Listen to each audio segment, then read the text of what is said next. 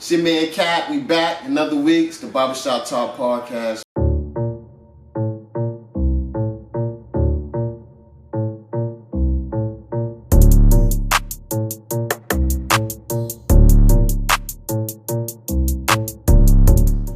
In the shop, one of the biggest subjects we have in the barbershop is politics, along with sports and media, music, all of that. But we always talk politics, we always talk shit, and it's always opinions. We got someone in the building who's been through it, who's walked the walk, talked the talk, wore the shoes, a real politician in the building, man. I appreciate him coming through. Mr. Carlos Henriquez, what's going on, brother? AKA also known as Los to everybody in the community, man. How's everything, dog? Pretty good, It's another Tuesday. Blessed to be here. I'm happy y'all invited me on, No, we happy you came, man. Been trying to get on for a while. I've been hearing about it. And I'm into a bunch of documentaries. I'm into the shows like House of Cards, and we'll get into later. Yeah, you know what I'm saying? favorites. But you've been in it. You've walked the walk. And plus, besides that, I've heard of good things about you and your family. You know what I'm saying? We got mutual friends, aka Jamila. Yeah. You know what I'm saying? Where I've heard your family has been one of those families that if something was to happen in the neighborhood, y'all step up and y'all front line. If it's something that's immoral or has no integrity, no, that's not happening out here. So, you're a stand-up individual, so, that's real. It takes a lot to go from that to actually jumping into politics, but we'll get into all that, man. So, you born and raised in Boston? Born and raised in Roxbury. A lot of what you just mentioned is credit to my parents. Maybe my father and mother really set the foundation in terms of what was going to be acceptable for us in the neighborhood, what they were going to accept, and I really just followed their model. And they always been kind of helping others. That's what I grew up seeing them do. My father was a track coach, so he was, played father for a lot of people that didn't have a father figure, made sure that they got home safely. Yeah, so. I didn't understand it as I was coming up, but the older you get, the more wisdom you get. I was able to look back and go, okay, this is his contribution to the community.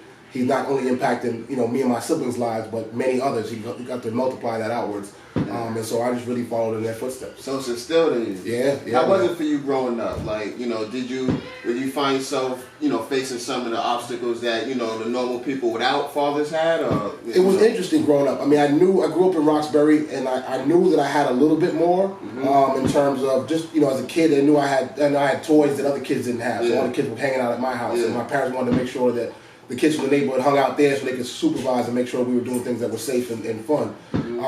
And then, as I got older, it changed a little bit. So when my father becomes a track coach, you lose your father's attention and you're sharing it with 11, 12 other kids. We built up, but there was resentment. It was instead of me having a fly kick game, everybody got kicks for their uniforms and whatnot. And I couldn't appreciate it at 15, 16, and 17. So I started rebelling and trying to do my own thing. But as I got into my mid-20s, the light bulb started to click and it was like, oh, okay, now I see what he was doing. Let me play my position. Let me start being a mentor in the neighborhood. And that really started getting the ball rolling that got me into politics. Really just starting to help other people in the neighborhood.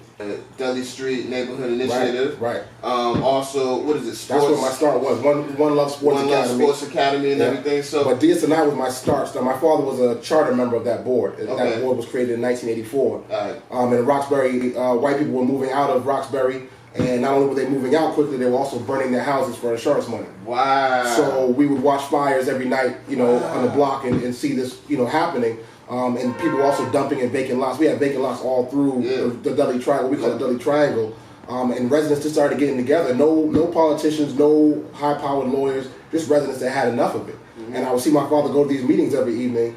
And they started to band together. He would come home and say, if you see anybody dumping on this lot, let me know and we'll take care of it. So that was where I really started seeing what civic activism looked like, and that regular people, when they banded together in numbers, could have influence over what happened in their city. Yeah, that's crazy because it answers a lot of questions as to why some of the neighborhood look like. Well, it's being rebuilt now. Right. You know what I'm saying? Long time in the making. Exactly. Right. You see the Tropical Foods, right? Tropical Foods been like a overgrown corner store to me for a long time. It should have been remade. You know what I'm saying? But now that you see the gentrification happen, and now they put a new Tropical Foods, they put that BPS schools thing in there. The whole deli. Got the new hotel across the street. Exactly. I'm going to cut you off. They consider that hotel downtown. Yeah, downtown South End. Yeah, I Googled it. I was like, downtown? Really? Yeah, that's the name of the city. And you can't even get a drink in there unless you have a room in there. They want a copy of your ID for you to come in and get a drink. Wow. So you can't be from Roxbury to be in Roxbury. Unless you rent the room, yeah. So that line is pushing. Roxbury used to go all the way down to Mass Ave a little bit further. They're inching it back further and further and further. Yeah. And not only just to take it away from us, but also so they can sell it for a higher price. Because if you call it Roxbury and you Google it, and I'm coming from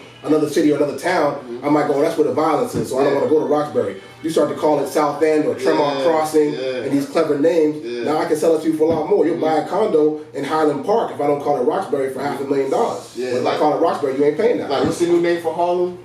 Oh, I don't even know. They changed it's like Lower Manhattan. Right. Brooklyn has a new name. Yeah. Right. Exactly. They just rebranded it. And that same thing with the downtown thing. If y'all read the Malcolm X book, back in the day, they called Dudley downtown Roxbury. Yeah, they were upper and lower. Yeah, it's really just the hill. Humboldt and up to Grove Hall is higher because it's on a hill, and everything down to the south end was lower Roxbury. That's all it was upper and lower. But now they break it up into just different neighborhoods so they can parcel it off. Fact. So you still involved with One Love Sports Academy, right? Yeah, that's what I was telling you about earlier. That's my neighbor. A dope story. My neighbor, shout out to Jamal Warnham, who has become a mentor in the neighborhood, who's turned his life around. He's a street worker for the city of Boston. Yo. He also runs a summer program. He just found these kids in the park, and it ties together. He knew my father. Yeah. My father, before my father passed, and this is when he was kind of into some other stuff that my father didn't like, but he was a next door neighbor. Now my father used to run camps out of these same parks, and he used to, they used to have that one-on-one conversations. In the last couple of years, he lost his brother in a tragedy, and he runs these programs at the park. He just saw 30 kids hanging around doing nothing. He said, you know what, let's bring some men. He tapped all of us and said, listen, I need you to pick a team, and we're gonna start coaching these boys and show them how to play basketball. We're gonna be out here to make sure the court is safe, and really picked up that same mantle that I and others carry. And pulled us back into it. So now we're running that as a sports academy, but also now we're doing academy stuff where we're sitting down with these kids in the classroom and teaching them life skills, decision making, how to make better choices, and it's really dope. It's really dope. How important you think that is, especially to have people that look like you? It's critical. It's critical because you have a lot of different people that will lead you the wrong way. Exactly. And some of it, as we grow older, we start to discover more about yourself, and we're not always willing to share that story. We try to glamorize the good parts of it and never want to tell about our struggles. Yeah. And we have to tell about our struggles if we don't want the kids to repeat them. You know what I mean? So when people glamorize the thug life, but they never tell you what it's like to be at a funeral and bury your friend, or they don't tell you what it's like to be in a jail cell and no one's writing you no letters, and you have to eat this meal 3 times a day that you can't stand, that you would never eat at home. Like, they don't tell you that, so you can't make informed choices as a young man if you don't have that information. You said your father was a big influence on you coming up and what he was doing for the community. Do you remember at what point in your life where you start to get the passion for politics? Yeah, so I would say I was probably about 23 or 24. I was working at Kinko's. I was a hiring manager. So I started to hire a lot of the young men and women from the neighborhood. At first they treated me like Calvin in the McDonald's commercial. In my khakis and my blue shirt, and they were just, he's coming from work. I was a little older than some of the young heads on the block. But then they would start pulling me aside, an individual like, Los, can you give me a job? Can you give me a job? And once I started to realize, I can start to open the doors for people around my way, I needed to do that more. Then I started seeing the environment we were in, and I wanted to change it. So through that, I ended up getting a job for Councilor Michael Flaherty. I was his neighborhood liaison for Roxbury and Dorchester. So that got me into City Hall. And now I get to see how these departments work. Like, why is this park not clean, but a park over here in West Roxbury is clean? And I realized, it's either the city councilor or the neighborhood is more organized to make these calls. So then I started making those connections and making those plugs. And then I got the bright idea, like, well, these city councilors aren't that much smarter than me, if at all. So why aren't I doing this? And then I just decided that I have to step out on faith. I took a couple classes, kind of learned from people that were doing it in the neighborhood, and I decided to run. That was 2007. It was the first time I ran for city council. Dope. I got my. How old were you? You say it's 20. When I ran, I was 27 the first time I ran. Young. Yeah, that's young. I couldn't. 27. I'm trying to think what I was doing. I know I was still being goofy, but And I still have my goofy moments, but at that point, then I had to make the switch. It was like, okay, I got to put the club life behind me a little bit. People are watching me now. I was running against a community legend, Chuck Turner, at the time. So I got my behind whooped as a young upstart should in 2007, but I was committed to it. And I'm thinking, other reason why I like young people is because they have more energy, right? So at 27, I know I can go at this a couple more times. He's 60. I'm gonna outlast you one way or another. So I ran again in 2009, got some more votes, started building the base up a little bit, and he kicked my behind again. But 2010, a seat opened up for a state rep, And because I had ran twice, my name recognition was up. People started recognizing the work I was doing, and they knew I wasn't just coming in for the flash. I was committed to it. And so I got elected, and then that just opened the door for me. Now I really got to see, being in a seat, exactly how everything worked, from budgets to law, legislation, policy, the whole nine. Yeah. See, and that's dope, because I would really love to know like your experience, in politics, because like I said earlier, because you don't vote. One thing about House of Cards is it exposes a lot of things that I've read about, that I've seen documentaries about the behind the scenes and the beast of politics and all that other stuff. So I know we talked about you being in local politics, but what's some of your experiences with local politics, just being in politics, period, pros and cons? So I'll give you something like the House of Cards, where you see Frank Underwood was, when he needed to vote, he was either offering favors or he was waving around punishment. Right? He was either giving him a carrot or a stick. At the state level, it works almost the same way. There'll be a leader of your division. If there are big votes coming up, they're calling you and asking you ahead of time, before the vote comes to the floor, which way you're going. So these votes are counted before it ever goes public. Okay. And it doesn't come to the floor unless they have enough votes. Same thing when you hear on CNN, this might go to vote tomorrow. They've already called a week in advance and said which way you're voting, and some people are holding out. And you might hold and trade your vote and say, if you need me to vote yes, I need $100,000 for this program. So that happens. Now, if you vote the wrong way, and when I say the wrong way, if you're a member of the Democratic Party in Massachusetts, you reign under King DeLeo, the Speaker of the House, but he's a king because his authority cannot be challenged. So if you vote against him, they keep a list of people that don't vote the same way he votes.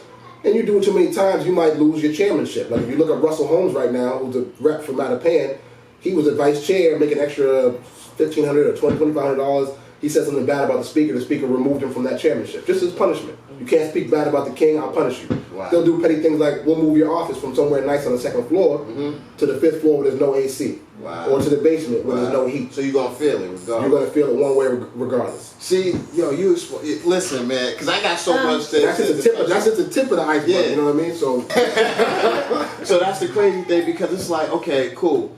You have that aspect, right? Right. Now, it's important to get important people to pass certain votes for you, right? Now, like Jamila said, I don't vote, you know what I'm saying? Because I feel like I've lost a lot of faith in the voting system.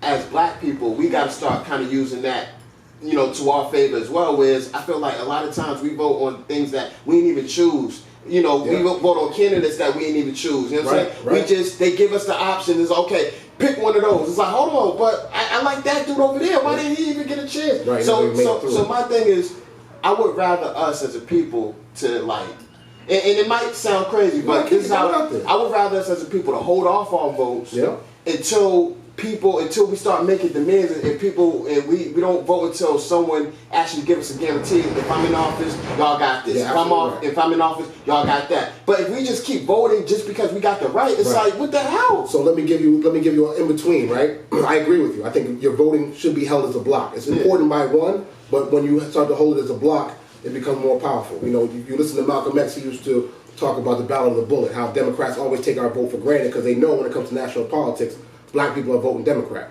So they don't really do much. They're talking about reparations now, but reparations ain't never coming. It's just something to get us excited about it. You can blank vote.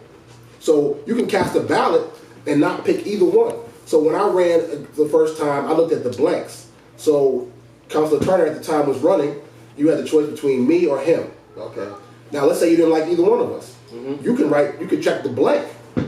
Now, us political geeks who are really into the numbers, we know that means we didn't like neither one of you. Yeah. So now if you sit on the sidelines, you're like, oh, I'm about to run. There's 1,000 people that don't like Chuck or Lowe's. Yeah. Now I can get in, but I can count you. I know you still came out and cared, but now you have a block of blanks. There's 1,000 of them or 2,000. So to break it down even more, I won my primary in 2010 by 41 votes.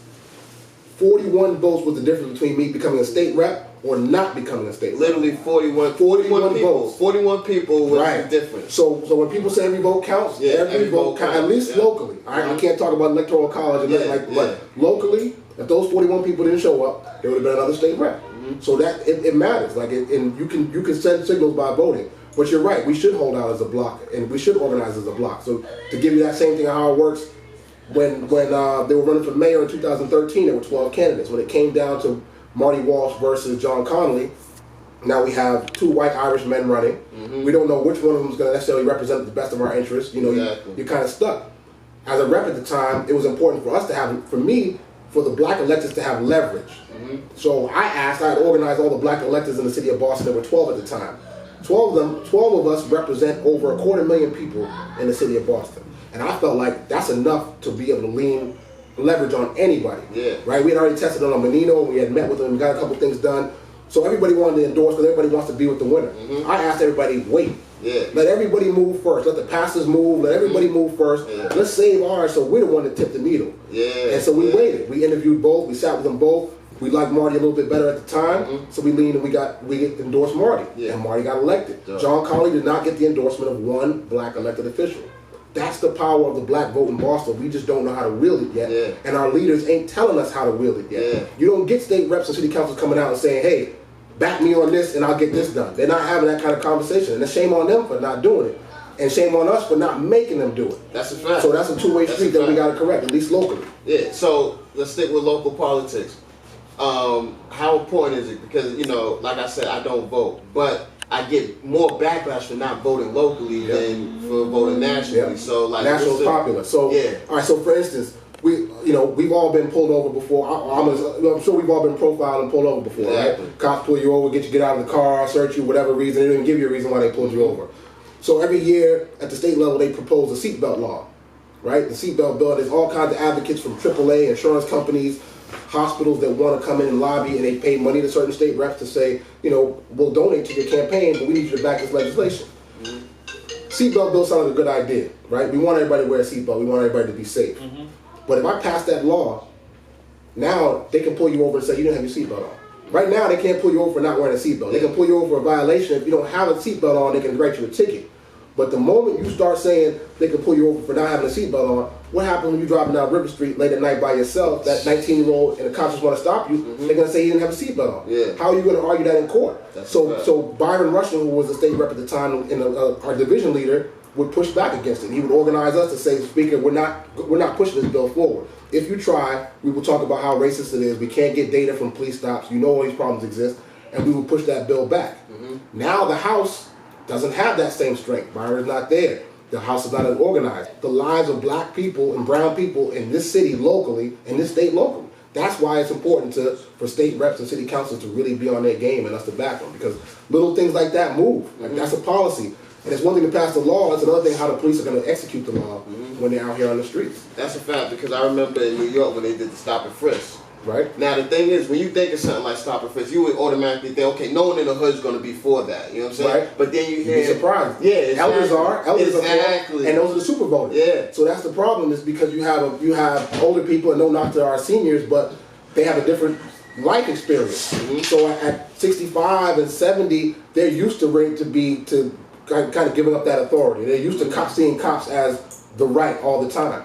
And they're willing to vote. They want law and order. They want peace. They're not thinking about the same things that we go through at 30 or 40 or 15. So that's why the 20-year-olds, the 18-year-olds, the 30-year-olds have to vote, because otherwise you just leave it up to people that are 50, 60, and 70. And we know, politicians know, we got software. I look up my district and I can look at your address, and if you give me your name, I can know whether you voted in, which elections you voted in. And if you didn't vote, I ain't talking to you. Why? I mean, I would as a rep because you're important to me, but most reps are going to be like, why would I waste my time talking to a dude who hasn't voted in the last 4 elections? I look at your neighbor, and your neighbor's voted in the last 8. I'm at your neighbor's door 3 times. I'm sending a mail like, I need your vote, because I know you're coming out. All right, so let's switch over to national politics, where I haven't voted since I was 18. That was my first and last time voting. Who'd you vote for? Al Gore. Okay, that was the floor. Yeah, that was the floor ballot. Yeah, exactly. So my first time. My first and only time voting. I vote to get Bush out of office, and then the Florida ballots thing happened, and I'm like, oh, okay, this shit is all fake. It's rigged, and that really made me on some like, okay, now I'm good. And then the first time Obama ran, I didn't vote because I'm like, I don't want that blood on my hands.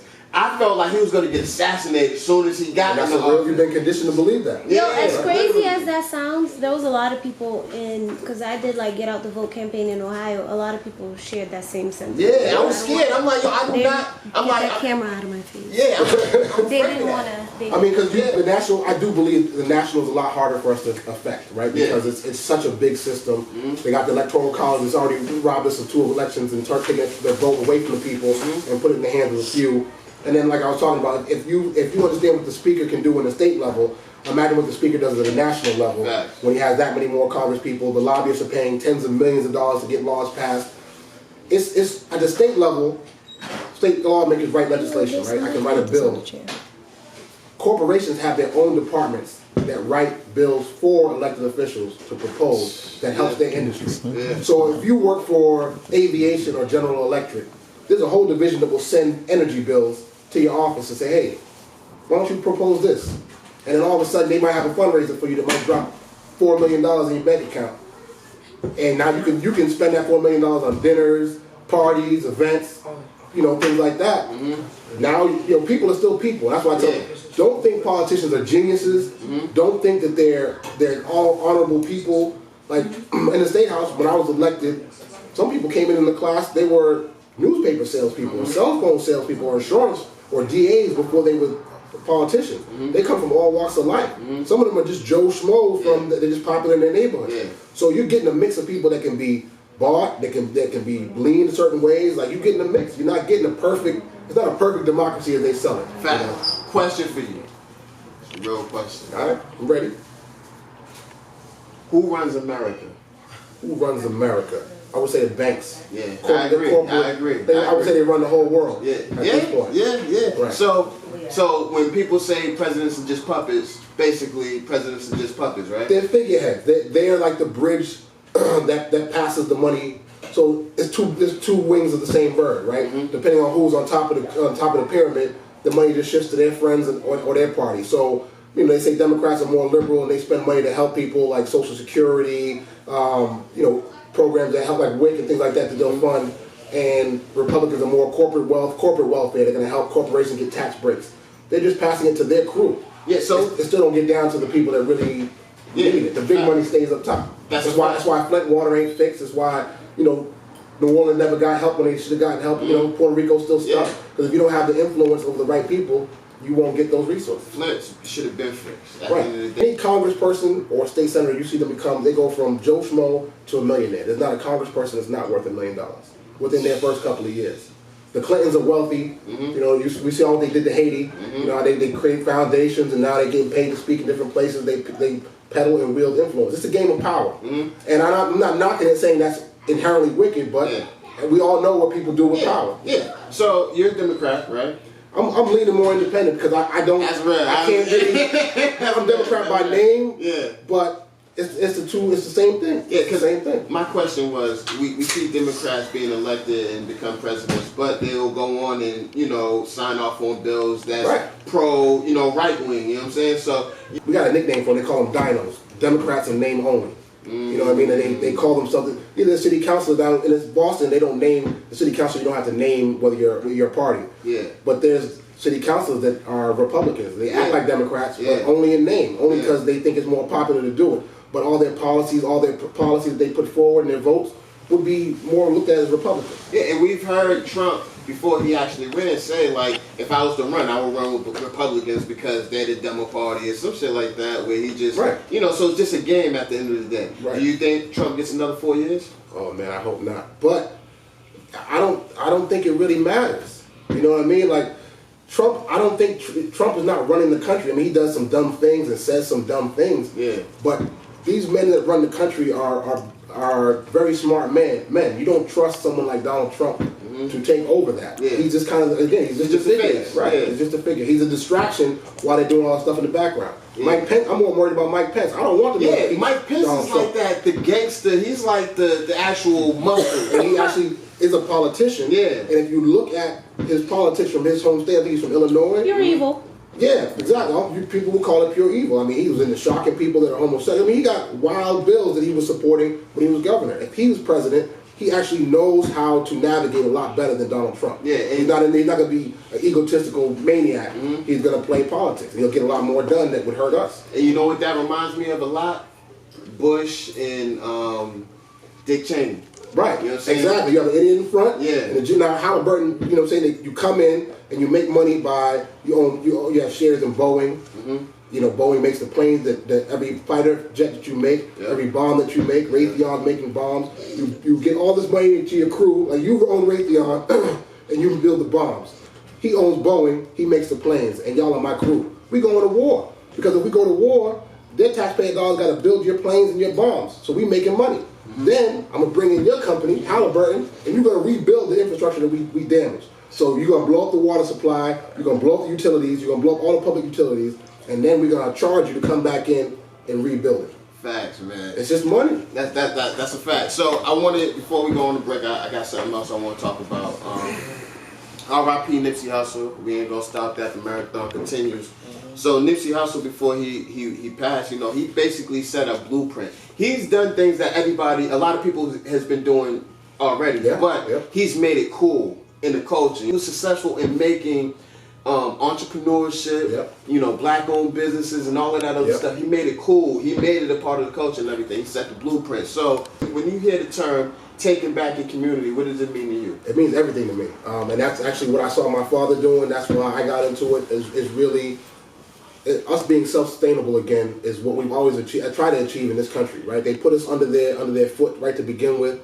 And we still excel. You know, you have stories like Black Wall Street. We have economies where we built towns and cities. We had the knowledge to be able to do great things. We ran hospitals, banks. Anything we don't do now, we've done it before. We just don't believe that we did it. So I think our goal is integration really hurt us. I agree. So I agree. If we're going to stay integrated, we still have to find a way to kind of create some separation and have our own.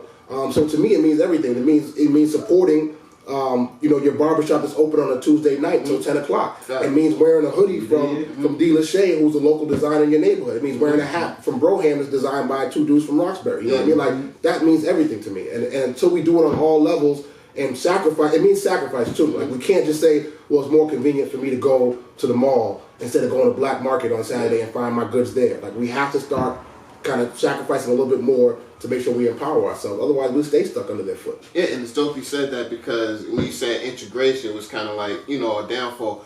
I think MLK said something like that before his death too, where he said something similar to the fact that he felt like he led us into a burning building by preaching integration and everything like that. But when you talk about Black Wall Street and things like that, like, we've done it before, but we've also seen the outcome of it. So it's like, it kind of, you know, when people talk about, yo, we need to do this, we need to do that, people always say, well, we've done that, and they always scream Black Wall Street, and they be like, look what happened. So it's like, it almost feels like we have no type of, like. But then again, that's like in the words of Nipsey Hussle, the marathon continues. Just because that happened, it seems like when that happened, or like, I feel like when the Civil Rights Act was passed, it was almost like a lot of people were pacified, I guess, because it's like, oh, we got it, we don't need to continue, and that's the problem. And then if you realize, like, during, like Carlos just said, a lot of achievements, a lot of black excellence was going on during the Reconstruction period, and that's when people had way more, you know, stuff in front of them, way more conflict, way more stuff to break through. So I feel like in this day and age, there is no reason why you wouldn't excel. In the 21st century, with all the technology out there, with all the resources, and it's all about finding. I think a lot of people just need to stop making excuses. We got comfortable, but we also got scared. I mean, it's the same thing that the reason why you were scared when Obama's inauguration came in is because you saw Malcolm X killed. You saw Martin Luther King killed. You see that they'll kill two white men that were loved and endeared by the two Kennedy brothers. So you realize how wicked the game goes. But like Jamila said, the marathon continues. Like, you still have an obligation. You have a choice to make, to either be complacent or to continue to fight. And we have more money. We have more millionaires. We have more billionaires. We have more access to information and tools than we've ever had before. We're just not doing enough with it.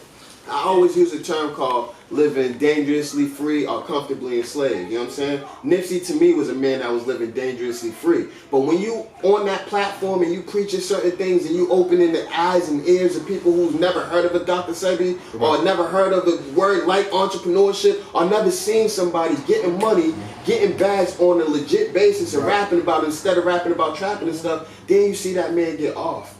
Yeah. You know what I'm saying? And you see like his killer being represented by a movie star, basically, Christopher Darden. And that makes you feel like it's something behind this. This is not just a gang-related situation. It feels like a hit. So to me, it's still scary. Like that it's still scary. Well, he's doing. I think he's gonna do a pro bono. But yeah, but the thing is, you also see people get killed for no reason. Yeah. Every day. So I'd rather get killed for a reason by living dangerously free and saying something that might awaken my people than thinking I'm coming. The falsehood is we think we're safe. Yeah. Every time you walk out the house, you can die. Whether you get hit by a car, a bus crossing the street, something fall on you, someone take your life. That's every day you wake up with that. We think we're in control, but we're not. So I'd much rather take that risk and push forward and maybe awaken people like Nipsey has than to live dormant. Yeah, you know what I mean? Nipsey also talked about like a person, it was like, I don't know if it was a pizza shop owner or what it was, but he talked about how when he was younger, the pizza shop owner took all the chairs out of the shop because he didn't want people of the community hanging out and sitting down eating their pizza. He just wanted to take your money and you got to keep it moving. You can't even hang out in the shop. And Nipsey was like, as a kid, I'm looking at it like, that ain't right. We from out here. Like, why can't we sit down in the pizza shop like normal people sit down in the pizza shop? So years later, he ends up buying that whole little lot with the pizza shop there, and he was like, now that man got to pay him rent. So that's buying back the community there. But how do we get to a point where we reverse gentrification? Ownership. That is reversing gentrification. It is. That's how it the only way you starts. can. If you don't own it, you don't control it. You know what I mean? And I think we have to be smart about how we spend our money, where we place our values. We've been conditioned to be consumers and just start to buy things so that we look nice, so that we look like wealth without really achieving wealth. You know what I'm saying? Like Nipsey's blueprint's dope because his kids will be wealthy. You know what I mean? Because of life insurance investments, because of trust funds. Like that's what generational wealth looks like. That's what white people have been doing for themselves since they landed here before. It's generational wealth, and that's the only way you build it. You accumulate it not in one lifetime, but beyond yours and beyond your kids and beyond your grandkids. So that kind of blueprint is what people have to realize. I saw a meme today that says, "We distrust black businesses, but we'll order Chinese food behind bulletproof glass." You know what I mean? And that's real. Yeah. Like you'll come in and be like, I don't know if I'm really gonna buy what they got in there because that's a black ownership, but I'm gonna buy food from somebody who don't trust me from bulletproof. Y'all being cooked. I don't know what they're cooking. They can tell you it's anything. And you know what's crazy? We so conditioned to that. We live in a society where things that aren't normal is normal. Like I remember this guy I used to work with, right? He moved here from Connecticut, but he was living in Newton. So I used to live on Westmore, and we go to the Mobile gas station and get some stuff from the gas station. And he's like, "Yo, they really have like a bulletproof glass right here." He's like, "Yo, they don't have that in none of my gas stations." He's like, "Yo, this is where you go to on a regular basis." I'm like, and it didn't even dawn on me that that's not regular. You know what I'm saying? I'm he would be offended if it was in his neighborhood. Like, take this down. Exactly. So it's crazy. Dave, you talked about something before the show about Nipsey. Yeah. How he was like, I think he pretty much started doing all his entrepreneurship like around 2012, like when he really started doing like all his business. Like he had a hair salon, he had a dispensary, he had his clothing store. What else? I didn't even know. I just found out like the other day his shirts. He's the first one to have the eye shirts, the smart shirts. Man, I just saw it was crazy. Yeah, like you hold the to one and play this video. Wow, that's crazy. Yeah, he was ahead of his time. You know what I mean? But like, I big up to him, I salute him, but there's like other people who also do it, but they ain't get that much shine. Like Warwick Dunn, for instance, the NFL player. He's built like over 200 homes for single mothers. But even locally, there's I don't know if you've ever heard of like Ken Guscott and his brothers. Some of them passed away. But these are Jamaican men that emigrated here years ago. They bought their first property in Grove Hall in 1955. I got a chance to sit down with them. Like, these are black millionaires that lived in Roxbury. Yeah. They built 33 Arch Street, a skyscraper. We also don't do a good job of passing our history down. I never even heard about that. Yeah, you know what I mean? And these were, like when I went and met with them, like at 81, they still talk just like us. Like, he's walking around the office in his socks and like, hey, if you run for city council, what are you gonna do about these hoes outside on Blue Avenue? What are you gonna do about the prostitution? he's talking to me regular. So it's like we have to capture these stories while our elders are alive. We have to capture it from them and understand what they've already gone through, so we can learn by example and not have to experience the same challenges over and over. Because that's how the other ones do it. That's a fact. And I hear that all the time. Like, ever since Nipsey died, one of the biggest subjects was the Nipseys in our neighborhoods. Why aren't we supporting the Nipseys in our neighborhoods? Why aren't we glorifying the Nipseys in our neighborhoods? There are probably some Nipseys that are getting the support and, you know, and everything like that. Only thing, like, I just don't want to take away from Nipsey's death. You know what I'm saying? Like, yeah, we talking about him that he died, but the cool thing about Nipsey is, you know, in an era where music is all about sex, drugs, sex, chilling. Drugs, chilling. You know what I'm saying? You know, you even got 50-year-olds rapping about the bullshit. In the era of that, you know, this dude is giving you the same tempo, the same beats, but he's putting his medicine in the music. You know what I'm saying? So it's like you kind of make that special. So it's like you got to give this man his props for that. The problem I have is we are so in tune with death. That we don't glorify our own until they're dead. You know, Biggie and Pac are the biggest ever because they're dead. You know what I mean? Now Nipsey's name rings out because he's dead. These names should ring out because they're making these contributions while they're alive. Like, it's that saying, we gotta give them flowers while they're here. Like, we got legends like with Jean McGuire, what she's done for education in the Metco system, and how many pathways she's created for Boston. Like, that woman's still alive, and she's great in this city. You know what I mean? Like, we have to start paying attention to those. There's I forget his name.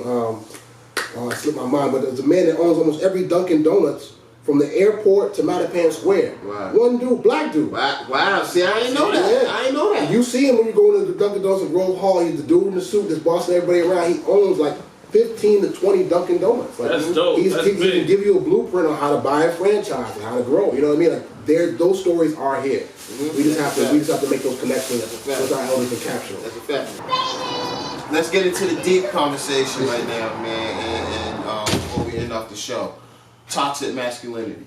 One of Jamila's favorite subjects and everything. Now, we touched on it a little bit earlier, how you talked about like being on the train and seeing someone talk to certain people a certain way. You know what I'm saying? Like, even with me and Sniz at the same time, I'm like, damn, I ain't really thinking he really referred to her as a that. Yeah. When you think of toxic masculinity, like the term, what does that mean to you? To me, it means things that we do that we fly under the flag of being a man or being masculine. That doesn't really have anything to do with it. That's actually just toxic behavior, whether a man or a woman does it. But it's mainly flown under the flag of being a man, like saying that men don't cry or that you know women are objectifying women. It's things that we do that we've been raised and conditioned to do that are not healthy for us, not healthy for the women that we're going to choose as partners, not healthy for families. I believe that's toxic. Yeah. Whether it's necessarily masculinity because it flies under that flag, I think that women practice it as well. Yeah. In certain ways, both femininity or also co-sign the masculinity. But there's a lot of stuff we were raised, like I was saying earlier.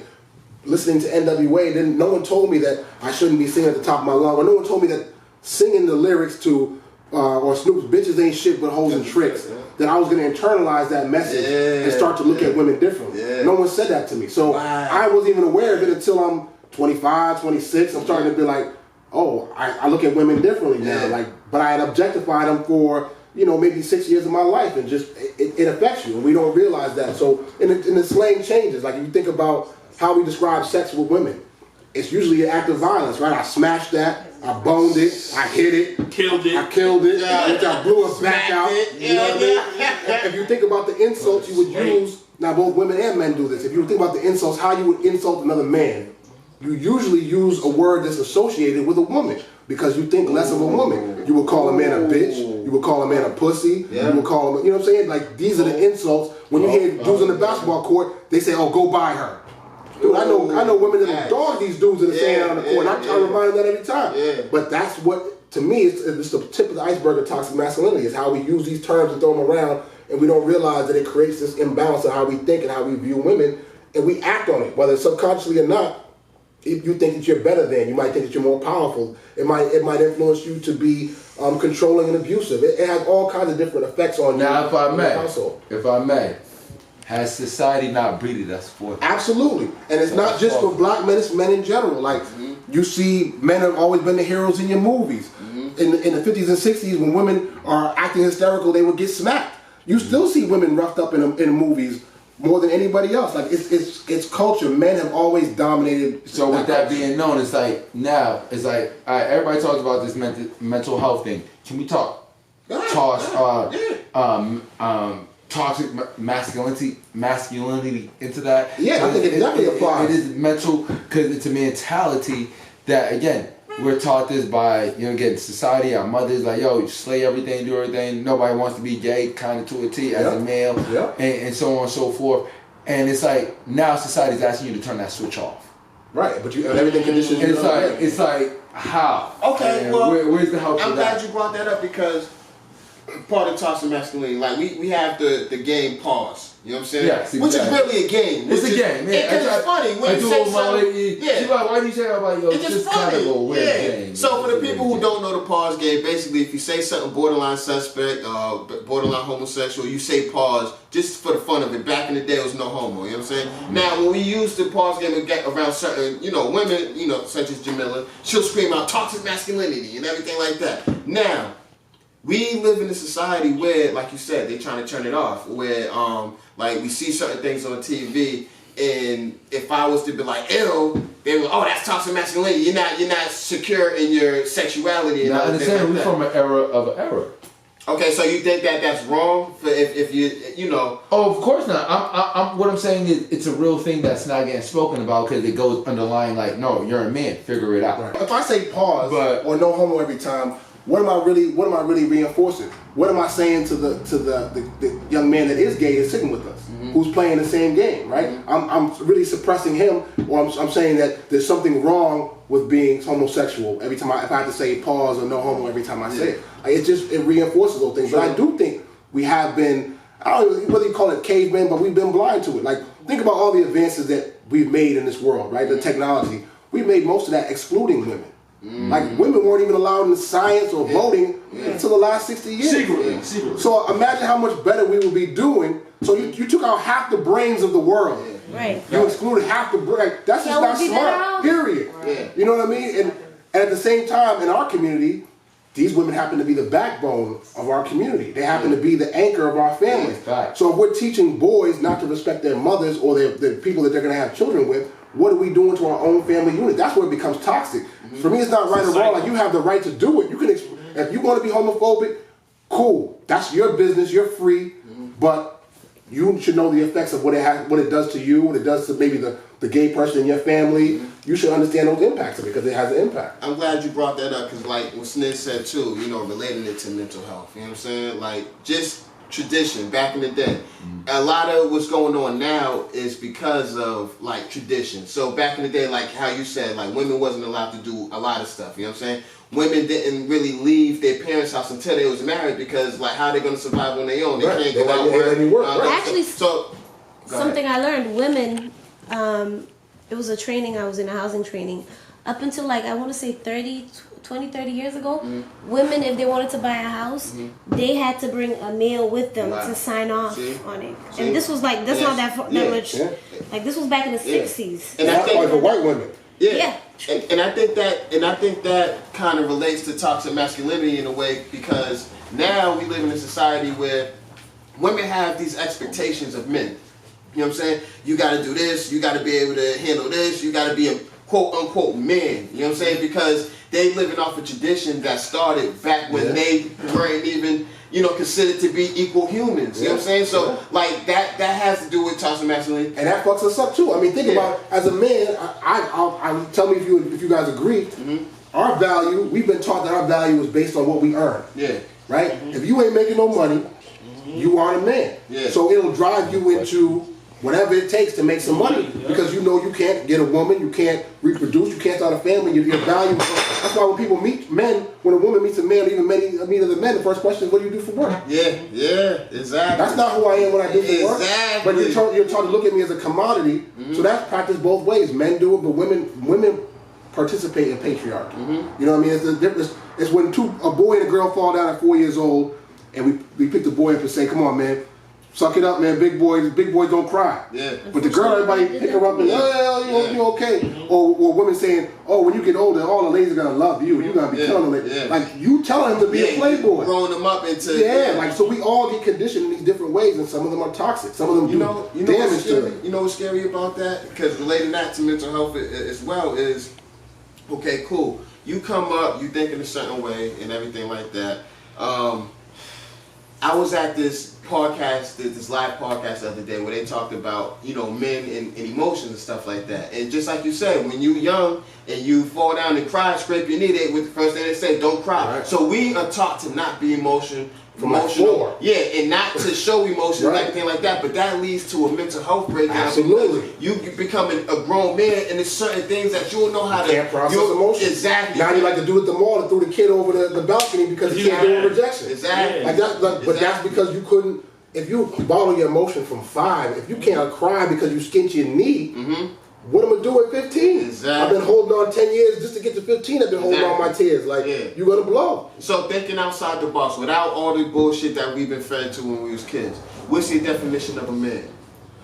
My definition of a man is a free-thinking, independent male. You know what I mean? I think for me, it's still a biological thing. Whether you're born a man, transition, it gets in the gray area, but. Your role is really defined by who you are. I think you're a being. The man or woman is really just your biological function. You're still a son or a daughter. You know what I mean? I look at myself not just as a man. I look at myself as a son. I'm a brother. I'm an uncle. I'm a friend. These are the things that define me, who I am, regardless of my gender, regardless of my sexuality, regardless of my age. I am what I do. Yeah. So I think we have to have the freedom to let men do that. Yeah. Because I think the hardest thing, especially as black men, is we don't have the freedom to be who we dream to be. Yeah. You know what I mean? We've been pushed into this little narrow ass lane in these environments where we're competing because we're all in this lane instead of the lane being this wide.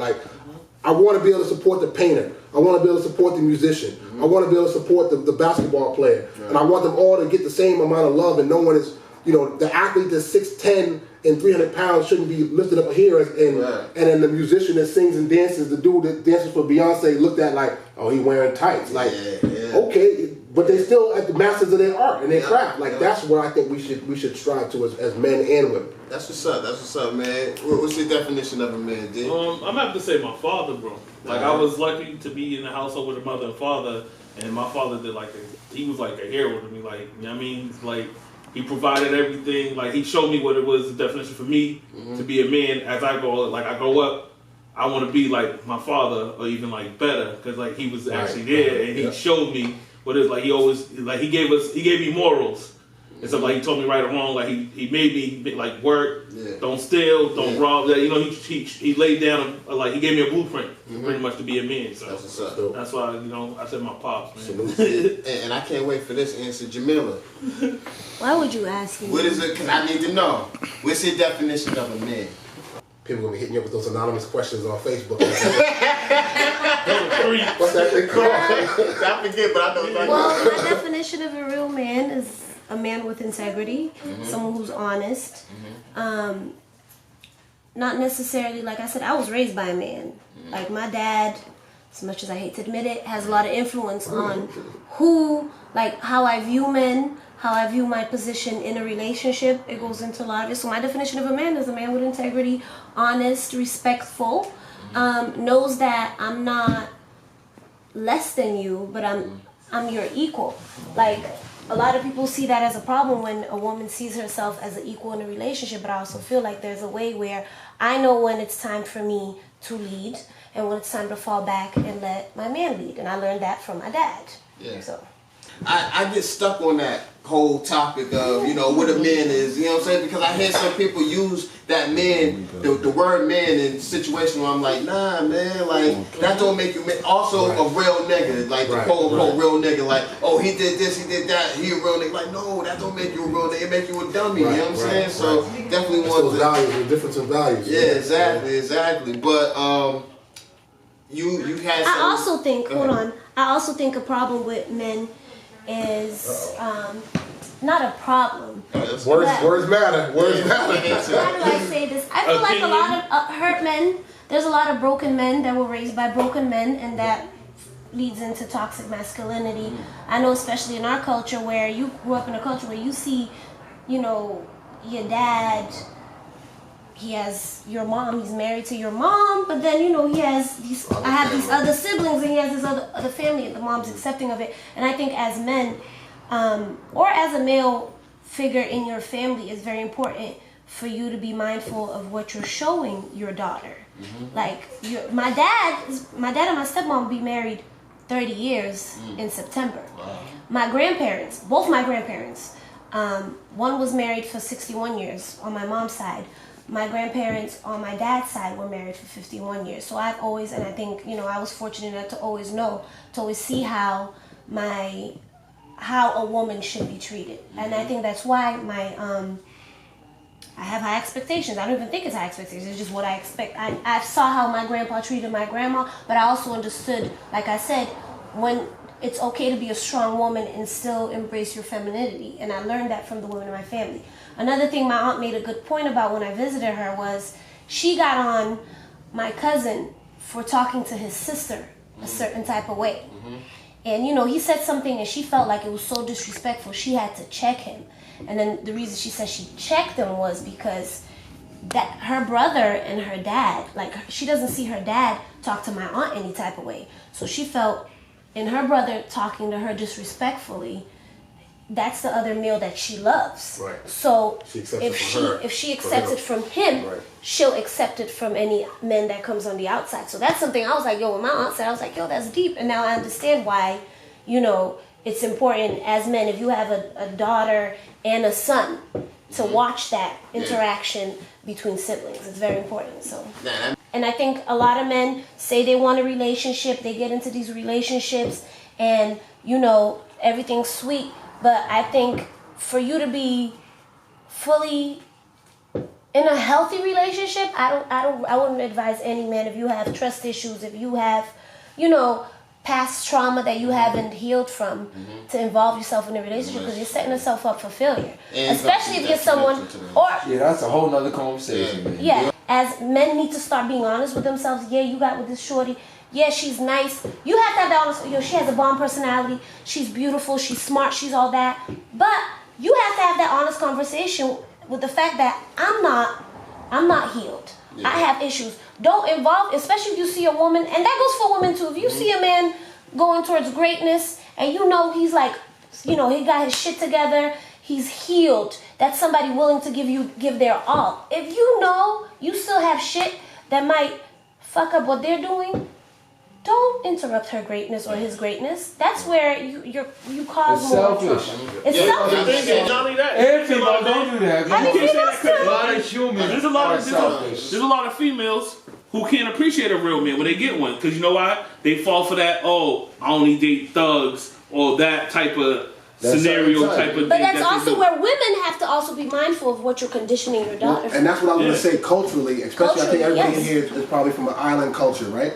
Or so. I'm from America. I'm a nigga. I'm half. But you see that in a lot of cultures, women are raised starkly different from men, meaning that mothers will raise, whether they're single mothers or not, they'll raise their daughters to be independent, right? To get ready and get out of the house. Find you a man, start your family, get out of the house. Boys and men will be coddled and live in that house, fully grown, not contributing. Yeah, and be conditioned to, you know what I mean? So now there's a difference. So now when you meet that, your supposed partner in the world, one of y'all is independent and the other is used to being dependent on a woman to cook, clean, you know what I mean? So your expectations are all off. You're not Because I'll be real, that happened to me. My past relationship, I grew up being super independent. I'm the oldest. I'm the oldest grandchild. I'm the oldest grandchild. I'm the oldest niece. I'm the oldest daughter. So I've always had my own. And then the person I was dating was the baby of the family. And then not just that, he lost his father, his male role, at an early age in life. Like he was 5 years old. So it was creepy because when I met his mom, it was like, oh my God. Like a lot of his friends was like, yo, you're with your moms. And I was very like, boom, boom, boom. All right, this is what's going to happen. Boom, boom. But then after a while, I got kind of tired and started feeling like I was with a child. I was like, yo, I don't want to be your fucking mother. Like, make your fucking decisions. So I want to punctuate this toxic masculinity thing with one piece that I think will bring it home to everybody. Yeah. There's a joke that we all know, we've all heard, right? When someone's about to have a child, especially men, they're like, I hope I don't have a girl. They want to have a boy. Yeah. And every man knows why he really doesn't want to have a girl.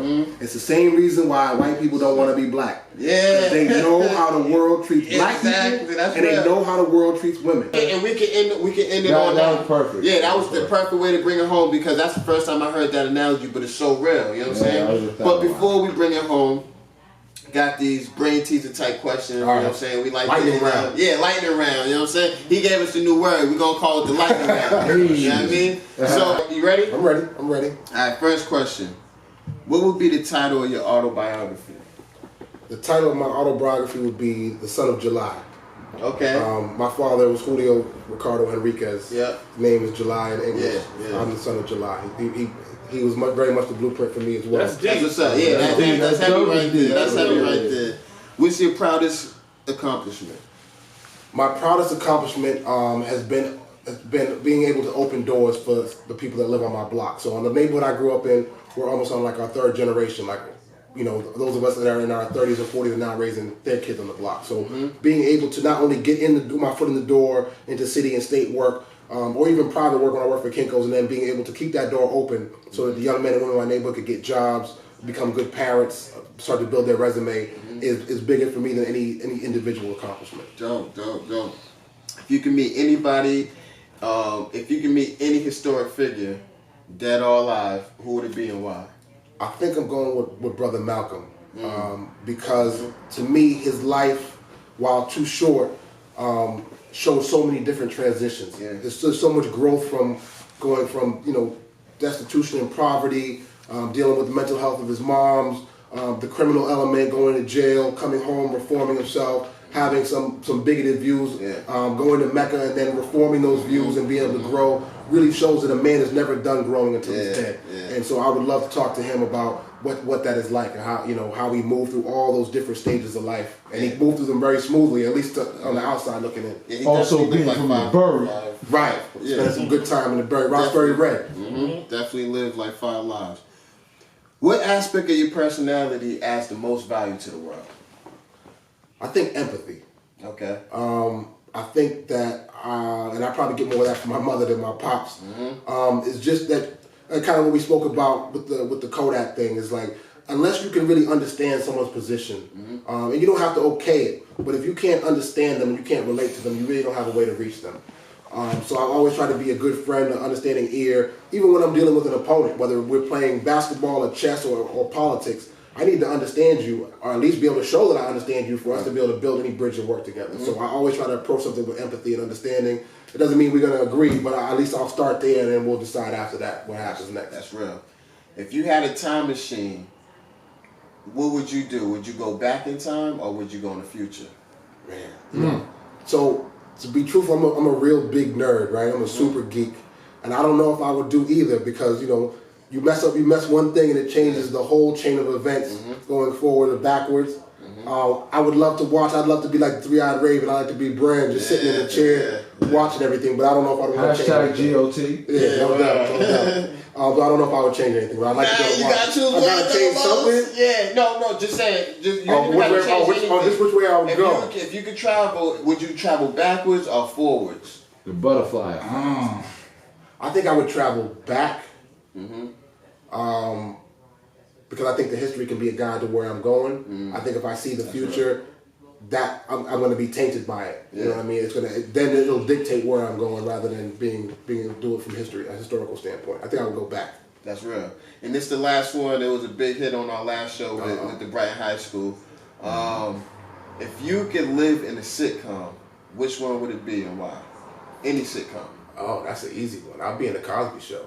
That's real. That was a heavy one. Yeah, I grew up in the '80s. The Cosby's was you know, the show is black excellence. You know what I mean? And I've never seen anything like it. It changed my childhood. I think it impacted my parents. You know what I mean? Like it changed black culture in America in a way that I've never seen anything. As long as I've been alive, I would live in that sitcom. Yeah, completely different from Good Times, right? And an elevation from it, you know what I mean? Where you went from the real to what you possibly could be. And I think in the 70s you didn't see people as successful. In the 80s, it's kind of the boom, economic boom helped everybody, black people as well too. Double-edged sword, but you saw doctors and lawyers, you saw them support their children go through, not the same trials and tribulations we go through, but some of the same issues, you know what I mean? And that was big. That's the sitcom I want to be in. Definitely, man. Well, we appreciate you coming through. Man, I appreciate this. Be my favorite joint right here. These are the conversations I wish we could have everywhere. You know what I mean? I'm happy you liked it. I'm digging it. For real, so how can people get in touch with you or reach you if they want So I'm all over the place. On